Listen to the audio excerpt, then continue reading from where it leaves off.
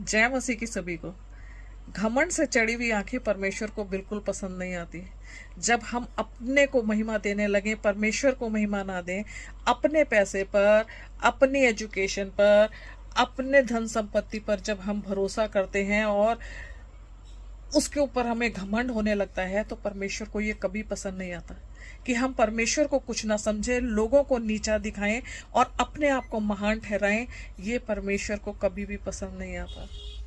एक बार ना नबूकदनेस्सर राजा जो था वो ऐसा ही हो गया था।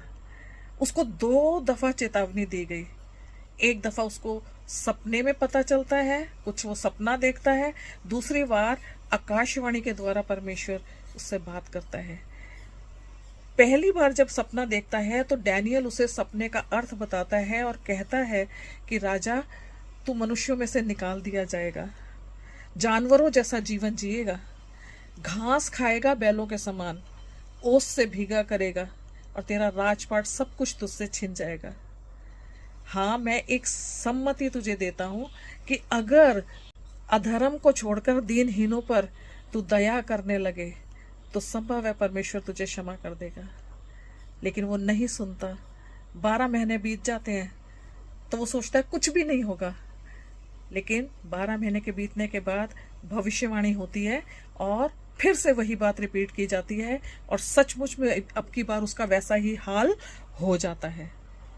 7 साल बीतते हैं इसी दशा में और 7 साल में वो बिल्कुल जानवरों जैसा दिखने लग जाता है। उसके बाल जो थे उकाब पक्षी के परों जैसे हो जाते हैं। उसके जो नाखून थे वो बिल्कुल चिड़ियों के पंजों जैसे हो जाते हैं, टेढ़े मेढ़े लंबे। और उसको कुछ भी नहीं समझ में आता। वो घास खाता था बैलों के जैसे। लेकिन 7 साल बीतने के बाद उसको होश आता है। वो अपनी आंखें स्वर्ग की ओर उठाता है और इस बात को समझ जाता है कि जीवित और सामर्थी परमेश्वर जो स्वर्ग का राजा है वो मनुष्यों के बीच में इस पृथ्वी पर भी राज करता है और जिसको चाहता है उसे दे देता है।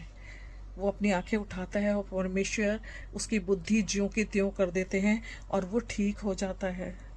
और ठीक होते ही ना सबसे पहले परमेश्वर को महिमा देता है, उनकी स्तुति और आराधना करता है और कहता है कि जीवित और सामर्थी परमेश्वर के सिवाय और कोई नहीं इस संसार में